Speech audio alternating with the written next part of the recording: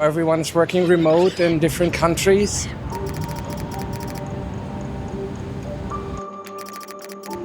The most important thing is to meet from time to time, to just exchange ideas, to spark new visions, new innovations. It's a lot of fun to be able to talk with fellow node developers, and especially to talk about the deep depths of the technicals of what goes on underneath the system. So far all the topics have been really nice to follow. I could get some feedback I will take into my protocol design. Very helpful, very glad, and was perfectly organized.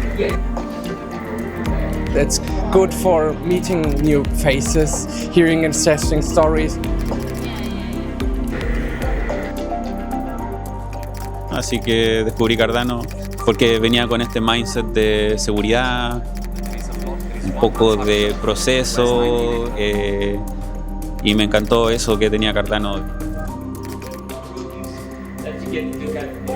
You don't get determinism easily in programming context, especially in the distributed context. Cardano is good for strong guarantees. Good for determinism. Es bueno para construir. Para autenticar, validar.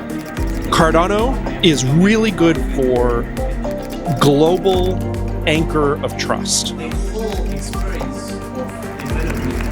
Es el sistema operativo que estábamos esperando.